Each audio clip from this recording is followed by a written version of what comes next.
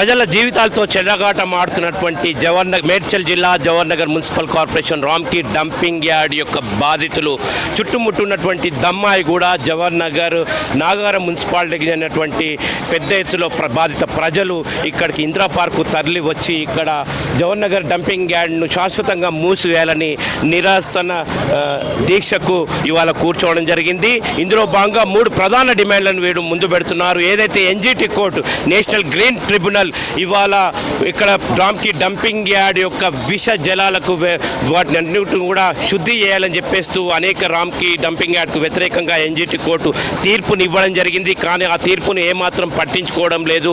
ఆ రామ్కి డంపింగ్ యార్డ్కు వ్యతిరేకంగా ఏదైతే నీళ్ళని శుద్ధి చేయాలని చెప్పేసి ఎన్జిటి కోర్టు ప్రకటించిందో దాన్ని అమలు చేయాలని చెప్పేసి, అట్లాగే సిటీకి నలువైపులా రామ్కి డంపింగ్ యార్డ్ను తరలించాలని చెప్పేసి డిమాండ్తో వీరు నిరసన దీక్షకు కూర్చున్నారు. ఇప్పుడు డంపింగ్ యార్డ్ చేసిన నాయకులు పద్మచారి గారితో మాట్లాడదాం. చెప్పండి అనే ఏ ఉద్దేశంతో కూర్చున్నారు? దశాబ్దాల తరబడి ఉద్యమాలు చేసినప్పటికీ కూడా ఏ పాలకులు కూడా పట్టించుకున్నటువంటి దుస్థితి మనకున్నదని మీకు తెలుసు ఇదివరకే. అయితే మరీ ముఖ్యంగా ఇప్పుడున్నటువంటి పరిస్థితి వేరు. ఇదివరకున్న పాలకుల సంగతి వేరు, ముఖ్యమంత్రుల సంగతి వేరు, ఇప్పుడున్న ముఖ్యమంత్రి సంగతి వేరు.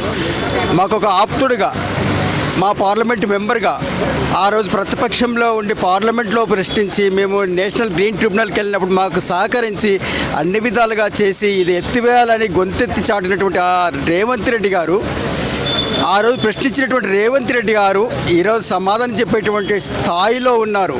అయినప్పటికీ కూడా 9 నెలల నుంచి వాళ్ళు ఏమాత్రము ఒక్క మాట కూడా మాట్లాడడం లేదు. మేము మాట్లాడడానికి వెళ్తే వాళ్ళు నిరాకరిస్తున్నారు. మాకు అపాయింట్మెంట్ దొరకడం లేదు. ఇలాంటి సంఘటనలన్నీ జరుగుతున్నాయి. కాబట్టి ఈ ఉద్యమం ఏదైతే ఉన్నదో, ఈరోజు చేసిన నిరసన దీక్ష ఏదైతే ఉన్నదో, ముఖ్యమంత్రి గారికి దృష్టికి ఈ యొక్క ఉద్యమ తీవ్రతను తీసుకెళ్ళడానికి, మరియు ఈ యొక్క ఉద్యమం ఏదైతే ఇన్ని సంవత్సరాల నుంచి నడుస్తుందో ఆ ఉద్యమ రూపం మారబోతున్నది. లారీలు ఆగబోతున్నాయి. మీ జిహెచ్ఎంసీ మహానగరంలో చెత్తంతా చెత్తంతా అక్కడ ఉండబోతున్నది. దయచేసి గమనించండి ముఖ్యమంత్రి గారు, ఇప్పుడైనా స్పందించండి. ఈ బాధ్యత మీదే. రామ్కి కంపెనీ మీద తప్పు పట్టడం, వాడొక కాంట్రాక్టరు, వాడిని మేనేజ్ చేయలేని, వాని మీద అజమాయిషి చెల్లించలేని ఏదైతే జిహెచ్ఎంసీ ఉందో వాళ్ళది తప్పు, మీ పరిపాలకులది తప్పు. ఇంకొక మాట రామ్కి కూడా ఈ సందర్భంగా హెచ్చరిస్తున్నాం. నీకు అప్పచెప్పిన బాధ్యతని ఒక కాంట్రాక్టర్గా అక్కడ ప్రాసెస్ చేయాల్సినట్టు బాధ్యత నీది ఉంది. అక్కడ 1 కేజీ చెత్త కూడా నిల్వ ఉండేది లేకుండే, అయినా కూడా నువ్వు టన్నుల కొద్ది చెత్త అక్కడ నిల్వ ఉంచడం అది నీ తప్పు.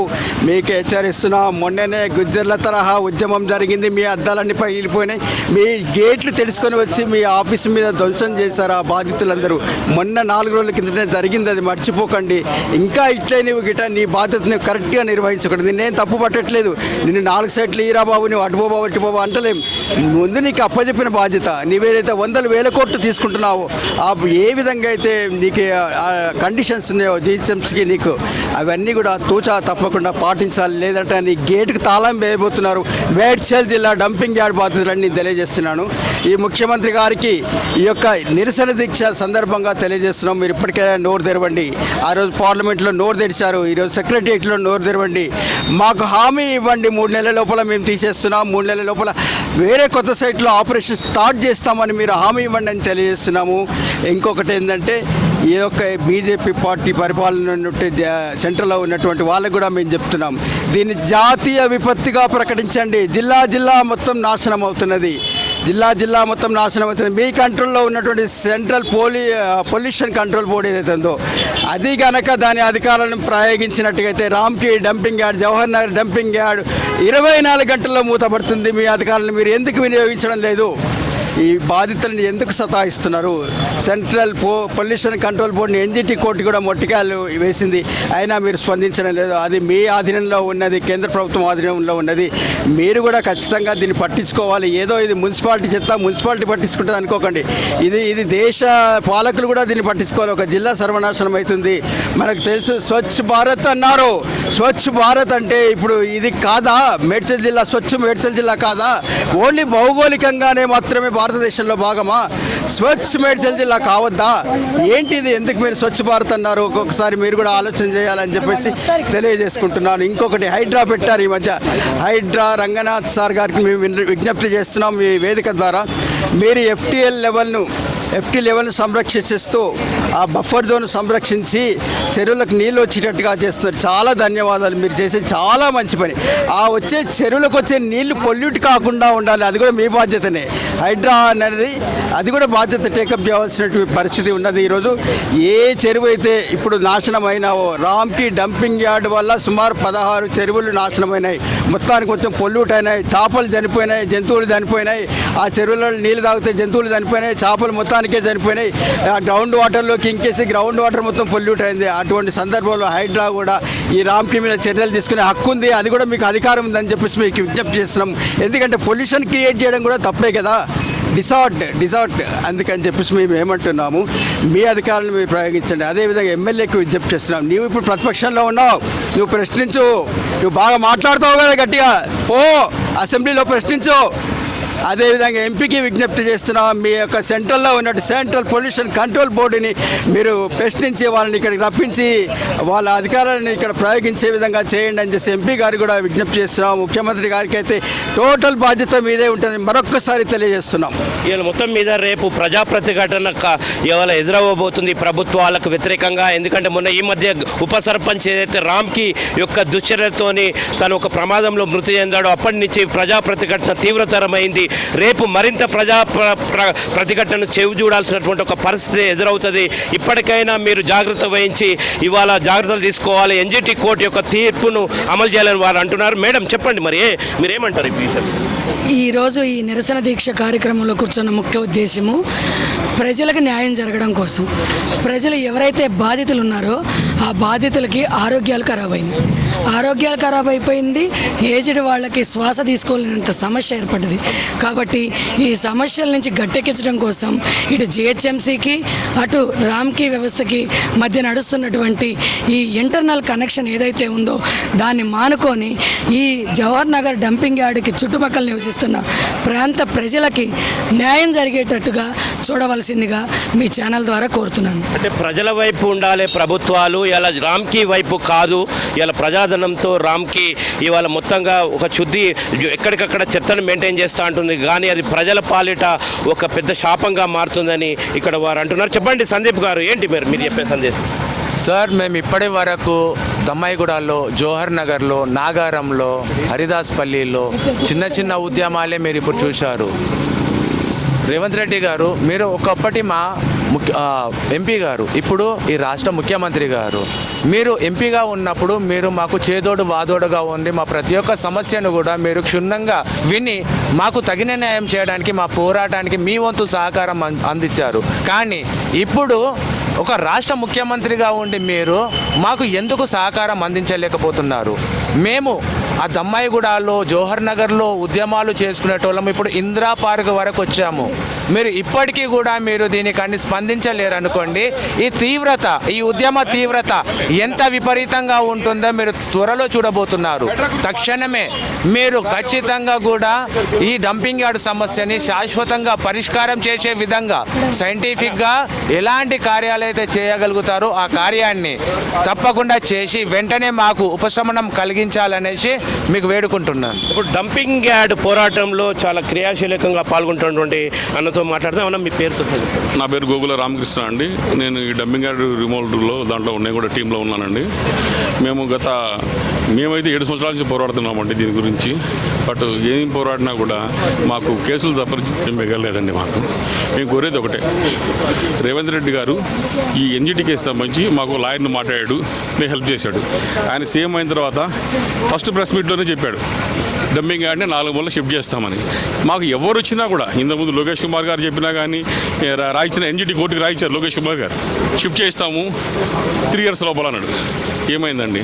ఇప్పుడు సీఎం గారు కూడా నోటి మాటలే ఉన్నది. నిన్న మేము ఇక్కడ మేము అనౌన్స్ చేసి ధర్నా సన్నాహాలు చేసేటప్పుడు జిహెచ్ఎంసీ కమిషనర్ గారు నిన్న మొన్న స్టేట్మెంట్ ఇస్తారు 4 వైపులా షిఫ్ట్ చేపిస్తున్నామని. అంటే ఏదో మాయ మాటలు చెప్పడమే ఉన్నది, కానీ ఇది మాకు ఓవరాల్గా లైవ్లోకి వస్తే ఏం లేవండి. మేము కోరేది ఒకటే అండి, 4 మూల దీన్ని షిఫ్ట్ చేయాలి, మమ్మల్ని ఈ యొక్క రామ్కి డంపింగ్ యార్డ్ నుంచి మమ్మల్ని కాపాడాలి. సార్ ఇంకోటి, హైడ్రా మీకు సన్నిహితంగా ఉంటారు రంగనాథ్ గారు. ఒక విషయం ఏంటంటే ఇలా రామ్కి మొత్తం కూడా అక్కడ గుండ్ల చెరువును ఆక్రమించింది. గుండ్ల చెరువును ఆక్రమిస్తూ మొత్తం కబ్జా చేసింది. ఆ గుండ్ల చెరువును రామ్కి ఒక లిక్విడ్ విషపూరితమైన వాటర్కు ఒక రిజర్వ్ చెరువుగా మార్చుకున్నది. దాంతోనే అద్రాస్పల్లి అటు చుట్టుముట్టు రైతాంగం గొలుసుకట్టు చెరువులు ఇవాళ నాశనం అవుతున్నాయి. మరి రామ్కి ఈ గుండ్ల చెరువును ఆక్రమించింది అనేది మీరు దృష్టికి కూడా తీసుకుపోయారు రంగనాథ్ దగ్గరికి, ఐటీ రంగనాథ్. మరి ఏమన్నారు, దాని మీద ఏం చర్యలు తీసుకోబోతున్నారు? మేము ఆల్రెడీ రంగనాథ్ గారికి దీనిపై వెళ్ళి మేము పర్సనల్గా వెళ్ళి కలిసి కూడా ఇచ్చామండి. మేము ఆయన గారు యాక్చువల్గా గణేష్ నిమజ్జనం టైంలో ఫ్రైడే సాటర్డే వస్తామని చెప్పి అన్నారు. ఆ రోజు గణేష్ నిమజ్జనం తర్వాత మేము కాల్ చేస్తే గణేష్ నిమజ్జనం అయిపోయి ఉండి నాకు ఈ ప్రోగ్రాంలో ఉన్నా నేను తర్వాత అయిపోయిన తర్వాత వస్తా అన్నారండి. ఈ లోపల ఈ మూసీ రివర్ ఇవన్నీ జరుగుతున్నాయి కాబట్టి సార్ ఏమన్నారంటే ఒక 10-15 డేస్లో నేను విజిట్ చేస్తాను, నేను మొత్తం వచ్చి చూస్తాను అసలుకి అన్నారు. సార్ గుండ్ల చెరువు మీద కానీ అండ్ దానికి సంబంధించిన నాలా మీద కానీ డెఫినెట్లీ యాక్షన్ తీసుకుంటా అన్నారండి. అది ఎవరు చేసినా చేయాల్సిందే, రామ్కి చేసినా ఎవరు చేసినా కూడా అది మస్ట్ షుడ్ తీసుకుంటారండి. యాక్షన్ తీసుకోవాలని మేము కోరుకుంటున్నాము. ఆల్రెడీ మేము సార్ కూడా ఇంకొక రీసెంట్గా ఒక 10-15 డేస్లో వస్తారు కూడా, వచ్చి ఆ చెరువు పీసీబీ అధికారులతో వస్తున్నారు. పీసీబీ కమిషనర్ గారితో రవి గారితో వస్తున్నారు. ఆయన మా ముందరే రవి గారు కూడా కాల్ చేశారు, మాట్లాడారు. ఆయన కూడా తీసుకొని మా దగ్గరకు వచ్చేసి దీనికి సంబంధించిన ఏమైతే ఉన్నాయో ఇవన్నీ మాకు క్లియర్ చేస్తామని చెప్పి మాట ఇచ్చారండి. జవహర్ డంపింగ్ యార్డ్ కోసం మాతో పాటు 15 సంవత్సరాల నుంచి మీరు కూడా ఉన్నారన్న వెంకటేష్ అన్న గారు, మీకు కూడా ప్రత్యేక ధన్యవాదాలు తెలియజేస్తున్నా అన్న. ఈరోజు మనం ఎప్పుడైతే జవహర్ డంపింగ్ యార్డ్ దగ్గరనే మనం నిరాహార దీక్ష చేస్తుంటే, కానీ ఇవాళ నగరం నడిబొడ్డులో ఉన్న నగరానికి వచ్చి ఇవాళ ధర్నా చేస్తున్నాం మనము. ఇదంతా మీ మీడియా సహకారం మేము కోరుతున్నామన్నా. దయచేసి మేమేమంటున్నాం, 18 లక్షల జీవితాలను చంపడం కంటే 18 లక్షలు ఒకేసారి ఏదైనా ఇంజక్షన్ ఇచ్చి చంపేయమని మేము కోరుతున్నాము. మీకు ఇక డంపింగ్ యార్డ్ కావాలంటే స్థలాలు ఎక్కడ దొరకకపోతే మా ఉన్న జవహర్ డంపింగ్ యార్డ్ చుట్టూ ఉన్న ప్రాంతాలు అర్దాష్పల్లి కానీ, గుండ్ల చెరువు కానీ, మన ఈదుల చెరువు, అది మన మల్కారం చెరువు, జవహర్ చెరువు, ఇవన్నీ చెరువులను గూడిపేసి మీరు మా ప్రాణాలతో చెలగడమారుతున్నారు.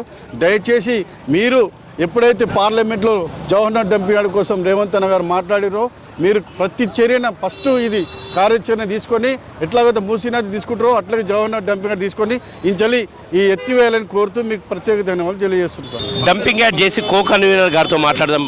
ఏంటి పరిస్థితి మీకు తెలియదు కాదు వెంకటేష్ గారు, చాలా రోజులు సంది చాలా రకాలుగా మేము పోరాటాలు చేసినాం, ఉద్యమాలు చేసినాం. దాదాపు 12 సంవత్సరాల నుంచి ఈ ఎన్జిటి ఫైట్స్ అయితే మేము 7 years నుంచి ఎన్జిటి ఫైట్ చేసుకుంటూ వస్తున్నాం. ఇక్కడ ఉన్న పరిస్థితులు పూర్తిగా క్షీణించినాయి. ఇక్కడ భూ కాలుష్యం, జల కాలుష్యం, మరి జలరాశులకు ఇక్కడ ఉన్నటువంటి రైతు కుటుంబాలు పూర్తిగా ఉపాధి కోల్పోయినారు. రైతు కూలీలు రోడ్డున పడ్డారు, సామాజికంగా ఎంతో నష్టపోయారు. ఈ ప్రాంతం వెనుకబాటుతనానికి పూర్తిగా డంప్ యార్డే కారణం కాబట్టి ఇక దాకా చేసినటువంటి నిర్వాహకం చాలించి ఇకనైనా పూర్తి స్థాయిలో ఆలోచించి శాశ్వతంగా డంప్ యార్డ్ మూసేసి పలు ప్రాంతాలకు వచ్చే చెత్తను పంపించి ఇక్కడ ఉన్నటువంటి లోకల్ మున్సిపాలిటీ తప్ప వేరే చెత్త అందులోకి అనుమతించవద్దని చెప్పి ప్రభుత్వాన్ని విజ్ఞప్తి చేస్తూ, ఒకవేళ ఇదే పరిస్థితి కొనసాగిస్తే ఇక్కడ ప్రజలకు రక్షణ లేకుంటే వాళ్ళంతా తిరగబడతారు. రేపొద్దున ఒక్క లారీ కూడా తిరగనీయమని చెప్పి హెచ్చరిస్తున్నాం ప్రభుత్వానికి.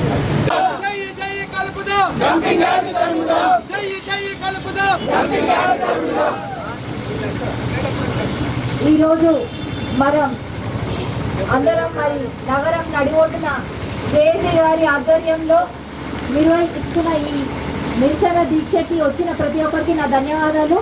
మరి దమ్మాయిగూడ, చిమ్మాయిపల్లి, బండ్లగూడ, అద్రాస్పల్లి ఏవైతే ఉన్నాయో మరి నష్టపోయిన ప్రాంతాలు అందరికీ తెలిసినాయే. మనం ఇంత పెద్ద దీక్ష పెట్టుకొని కూడా మనం గతంలో ఏం చేసామన్నది ప్రతి ఒక్కరు బాగా వివరించినారు. మరి ఇక నుంచి అయినా ఈ ఏం చేసినామన్నది కాకుండా రాబోయే కాలానికి ఏం చేస్తున్నామన్నది ప్రణాళిక సిద్ధం చేసుకొని మరి ఈ నిరసన ద్వారా అయితే ఏమి జరగదు.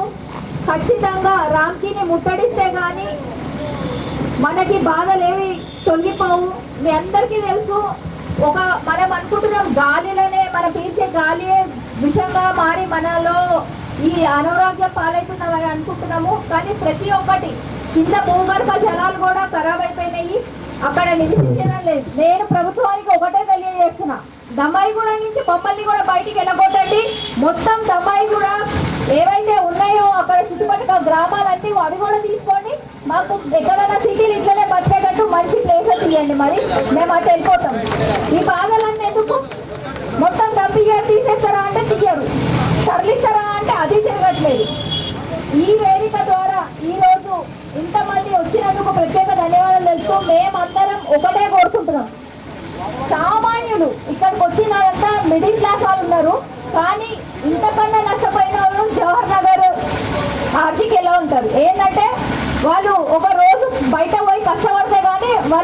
తిండి దొరకదు. అట్లాంటి నివసించే వాళ్ళు ఉన్నారు. మరి వాళ్ళకి ఇన్ని రోగాలు వస్తున్నా మేమే ఈసారి మొన్న చికెన్ గున్యా డెంగ్యూ వస్తేనే ఒక్కసారి టెస్ట్ చేసుకోవడానికి ఒక 5-6 వేలు అవుతుంది. మామూలుగా వాళ్ళు సంపాదించేది ఎంత, వాళ్ళు తినేది ఎంత, వాళ్ళు ఇట్లా టెస్ట్లకే పెట్టుకొని పోతారా? మరి వాళ్ళ ఆరోగ్యం ఎట్లా చూసుకుంటారు? మరి దీనికి ముఖ్యంగా ఇప్పటికిప్పుడు ప్రభుత్వం మాకు చేయవలసిన కార్యక్రమం ఏంటి అంటే, ఒకటి మాకు ఉచిత వైద్య సేవ అందించాలా. ఎవరైతే బాధితులు ఉన్నారో అంటే మొత్తానికి అసలు ఏమీ లేకుండా హాస్పిటల్ ఖర్చులకు కూడా పెట్టుకున్న వాళ్ళు ఉన్నారు. మరి వాళ్ళందరికీ కూడా మంచి ఆరోగ్యమైన మరి మంచి ఫెసిలిటీస్ తోటి కూడిన ఒక హాస్పిటల్ ఇవ్వాలి. అదేవిధంగా ఫ్రీ వాటర్ వద్దు అని ఇంతకుముందు అన్నారు. ఫ్రీ వాటర్ ఎందుకొద్దు? ఇక్కడ ఇంత మంచిగా క్లైమేట్ అంటే ఇంత మంచి వాతావరణం ఉన్న వీళ్ళకే ఫ్రీ వాటర్ ఇస్తున్నారు జిహెచ్ఎంసీలా, మనకి ఫ్రీ వాటర్ ఎందుకు వద్దు? నేను ఈరోజు ఎవరు వస్తారో రండి, అక్కడ తీసుకుపోతా, బోర్ వేసి చూపిస్తా, ట్యాప్ తిప్పి చూపిస్తా. అక్కడ ఉన్న పొల్యూషన్ ఎంత ఉంది, అవి కానీ నీళ్ళు తాగుతారా, స్నానాలు చేస్తారా, బట్టలు వాష్ చేసుకుంటారా, దేనికి ఉపయోగపడతాయి? మరి వీళ్ళు ఇచ్చే హెచ్ఎండబ్ల్యూఎస్ వాటర్ కి బిల్లులు కట్టుకోవడానికి ఇప్పుడు ఇట్లాంటి వాళ్ళు ఉన్నారు. గవర్నర్ నుంచి వచ్చిన వాళ్ళు ఎట్లా కడతారు? మనమంటే మిడిల్ క్లాస్ వాళ్ళు ఉన్నారు, చాలా అన్ని ఫెసిలిటీస్ వాళ్ళు ఉన్నారు కాబట్టి వాళ్ళు కట్టుకుంటున్నారు. మరి వీళ్ళ సంగతి ఏంటి? అందరి గురించి ఆలోచించాల్సిన ప్రోగ్రాం కాబట్టి ప్రతి ఒక్కరికి న్యాయం జరిగేటట్టు మరి మీరు జేఏసీ ద్వారా ఒక ప్రణాళిక సిద్ధం చేసుకోవాలా. ఈ రోజు ఇక్కడికి వచ్చిన వాళ్ళందరూ వచ్చినారో, సగం మంది ఉన్నారో వెళ్ళిపోయినారు. అట్లా కాకుండా మీ ప్రణాళికలో మీరు ఎంతమందిని టీమ్స్ చేయండి, ఒక్కొక్క దగ్గర ఒక్కొక్క టీమ్స్ చేసి బ్యాచ్ల వైజ్ గా తీసుకురండి. లేకపోతే ఎందుకంటే వచ్చిన వాళ్ళు 2 గంటలు 3 గంటలు కూర్చుంటున్నారు, వెళ్ళిపోతున్నారు. అట్లా కాకుండా దీనికి సొల్యూషన్ వచ్చే వరకు మనం రామ్కీని ముట్టడిద్దామన్నారు. ఖచ్చితంగా వెహికల్స్ ఆపాలా, నల్లమూలల నుంచి డంపింగ్ యార్డ్కి వచ్చే వెహికల్స్ అన్ని ఆపాలా.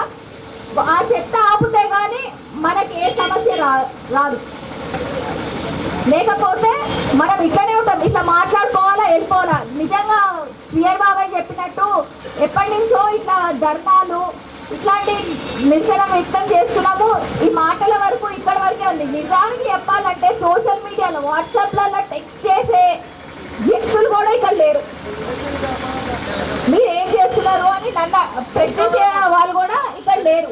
నేను ఒకటే అంటున్నా, సండే ఒకరోజు ఫండే కాదు, సండే ఒకరోజు ఇప్పటి నుంచి దమ్మాయి కూడా అక్కడ ఉన్న వాళ్ళందరికీ కూడా ఒక నిరసన అని డంపింగ్ ట్యాగ్లైన్ తోని మనం ముందుకెళ్ళి వాళ్ళని ముట్టడించే బాధ్యత మన మీద ఉందని మరి ఇక్కడికి వచ్చిన ప్రతి ఒక్క లీడర్కి నేను ధన్యవాదాలు తెలుపుతున్నాను. ఎందుకంటే ఈ సమస్య ఏ పార్టీకి సంబంధించింది కాదు, అందరం ఏకమై. ఎందుకంటే మేము కూడా సఫరర్సే, ఒక సిటిజన్ లాగా నేను కూడా అక్కడ బాధితురాలనే. రేపు ఇట్లాంటి నిరసనలు లేకపోతే రేపు మన పిల్లల భవిష్యత్తు కూడా మంచిగా ఉండదు. మరి వచ్చినందుకు కూడా నేను ప్రతి ఒక్కరికి ధన్యవాదాలు తెలుపుతున్నాను.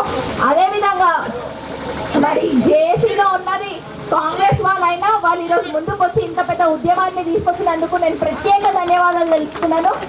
ఇదే ఐక్యమత్యంతోనే ఇంకా రానున్న అంటే ఇదొక ఫస్ట్ స్టెప్. ఇంకా ఇట్లాంటి పెద్ద పెద్ద అడుగులు వేస్తే కానీ మనకు న్యాయం జరగదని నేను ఈ సభాముఖంగా కోరుకుంటున్నాను.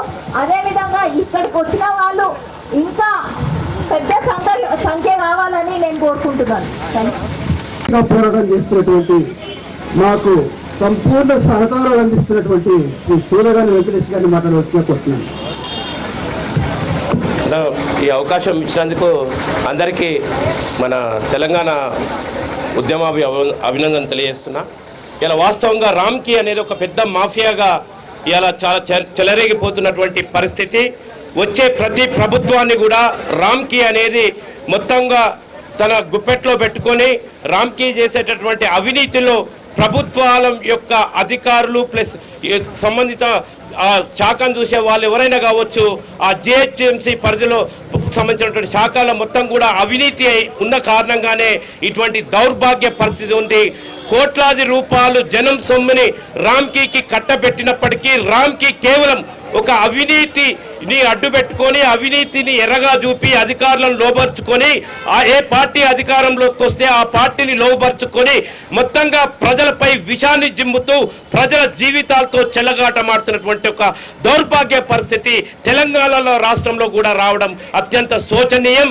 ఎందుకంటే సీమాంధ్ర పరిపాలనలో ఒక పార్లమెంట్ స్టాండింగ్ కమిటీ మెంబర్గా పనిచేసినటువంటి అయోధ్య రామరెడ్డి యజమానిగా ఉన్నటువంటి రామ్కి ఇవాళ ఎటువంటి స్టాండర్డ్స్ మెయింటైన్ చేయకుండా ప్రజలపై విషాన్ని చెంబుతూ ఇవాళ ఎన్నడూ లేని విధంగా ఇవాళ 50 కోట్లకు పైగా రూపాయలతోని 250 కోట్లకు పైగా రూపాయలతో ఒక లిక్విడ్ వాటర్ ప్లాంట్ని ఏర్పాటు చేస్తే ఇండియాలోనే ఒక లార్జెస్ట్ లిక్విడ్ వాటర్ ప్లాంట్ ఏర్పాటు చేస్తే కనీసం ఎన్నడూ లేని విధంగా రామ్కి యొక్క విషపు లిక్విడ్ నీరంతా కూడా ఈ సంవత్సరం మొత్తం చుట్టుముట్టు గొలుసు కట్టు చెరువులలోకి ఆ నీరు పారడం ద్వారా ఇవాళ బెస్తన్నలు అక్కడ ఉన్నటువంటి రైతాంగం అంతా కూడా తీవ్రంగా నష్టపోయి ఇవాళ చాలా ఆవేదనకు గురై ఇవాళ విషపూరితమైనటువంటి జలాలతోని అనేక రోగాలు బారిన పడుతున్నటువంటి పరిస్థితి ఆ జవహర్ నగర్ మున్సిపల్ కార్పొరేషన్ పరిసరాలైనటువంటి దమ్మాయిగూడ, నాగారం, కీసర అటు గట్కేసర్ వరకు కూడా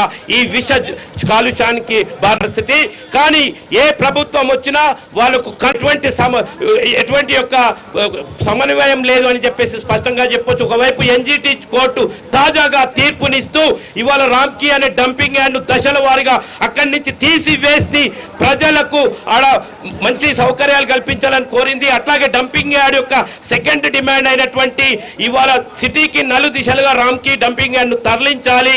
తర్వాత ఇక్కడైతే కొన్ని సంవత్సరాల నుంచి దశాబ్దాలుగా రామ్కి యొక్క చెత్త ఏదైతే ఉందో పేరుకున్న ఆ చెత్తనంతా కూడా మొత్తం కూడా ఆ కరెంటు విద్యుత్ ప్లాంట్ ద్వారా కొంత ఇచ్చేసేటటువంటి ప్రయత్నం చేద్దామంటే ఇవాళ చాలా అహంకారపూరితంగా ఒక మాఫియాగా ఇలా రామ్కి ఏర్పడి మమ్మల్ని ఎవరు ఏమి చేయలేరు అనే అహంకారపూర్వంతో చాలా ప్రజల జీవితాలతో ప్రాణాలతో చెలగాటమాడుతున్నటువంటి పరిస్థితి. కాబట్టి ప్రజలు కోపేద్రేకులై ఈ మధ్యనే ఒక మాజీ ఉప సర్పంచ్ రామ్కి యొక్క దుశ్చర్యలకు బలైనటువంటి పరిస్థితి. దాంతో ప్రజా ప్రతిఘటనగా 2 రోజుల క్రితమే రామ్కీపై పెద్ద ఎత్తున ఆందోళన కొనసాగింది.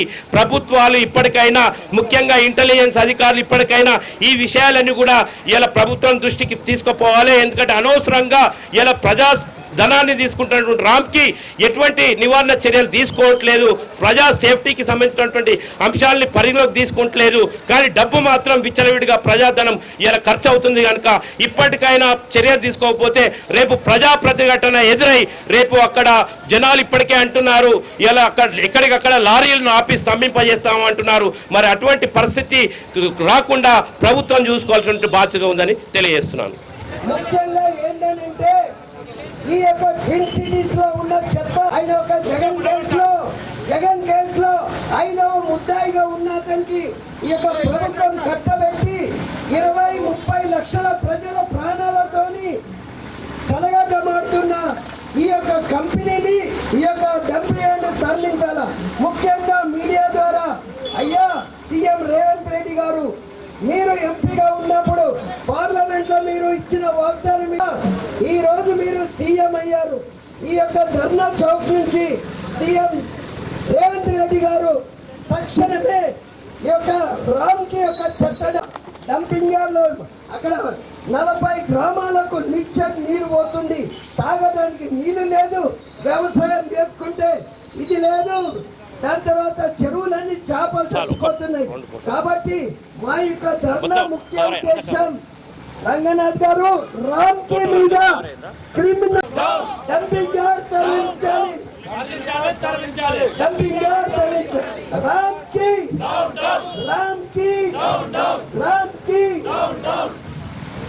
ఒక చిన్న మెసేజ్ ఏంటంటే సార్, మనం ఇప్పుడు జాగ్రత్త పడకపోతే రేపు మన పిల్లలకి కాబోయే యంగ్ జనరేషన్ వాళ్ళకి పొల్యూటెడ్ వాటర్ వల్ల మొకాల నొప్పులు, క్యాన్సర్స్ ఇవన్నీ వస్తాయి. అసలు హైదరాబాద్ జిహెచ్ఎంసీలో కీసర మండలు జవహర్ నగర్ ఏం పాపం చేసింది? మన ఇంటి చెత్త పక్కింటి దాంట్లో వేస్తే యాక్సెప్ట్ చేస్తామా? ఒక ఊరు చెత్త ఇంకో ఊర్లో వేస్తే యాక్సెప్ట్ చేయొచ్చా? మళ్ళీ ఏ ఊరిది ఆ ఊరు, ఏ మండలిది ఆ మండలిది ఎందుకు సెగ్రిగేషన్ చేయట్లేదు? ఇంకొకటి అండి, అందరు ర్యామ్కి అంటున్నారు. ర్యామ్కీతో పాటు కమిషనర్స్ జిహెచ్ఎంసి చాలా పొరపాటు చేస్తున్నారు. Commissioner officers GHMC go green pollution free, ఇప్పుడు made in India make in India pollution free అని అంటున్నారు కదా. అన్ని పార్టీలకు నేను కోరేది ఒకటే, మన దేశం ఎందుకు పొల్యూట్ అవ్వాలి, మన స్టేట్ ఎందుకు పొల్యూట్ అవ్వాలి, మన ఊరు ఎందుకు పొల్యూట్ అవ్వాలి, నా ఊరు ఎందుకు పొల్యూట్ అవ్వాలి, వేరే టోన్ చెత్త వచ్చి నా ఊర్లో ఎందుకు పడాలి, వేరే మండళ్ళు లేవా, Patancheru LB Nagar city old city చెత్త అంతా వచ్చి కీసర్లు ఎందుకు పడాలి. తాగడానికి నీళ్లు మంచిగా ఉండలేవు, అన్ని ఖరాబ్ అవుతున్నాయి. డంపింగ్ పెట్టేయాలని కోరుతున్నాము. ఎంతమంది నష్టపోతున్నాము. మాకు తాగేటందుకు నీళ్ళన్నా లేవు, వాసన పీడిస్తేందుకు గాలన్నా మంచిగా లేదు, రోడ్లు మంచిగా లేవు, యాక్సిడెంట్లు అవుతున్నాయి, చనిపోతున్నారు. నీళ్లు వాటర్ బోర్ల మంచిగా ఉంటలేవు, అన్ని ఖరాబ్ అయిపోయినాయి. తాగేటందుకు నీళ్లు కూడా ఉంటలేవు.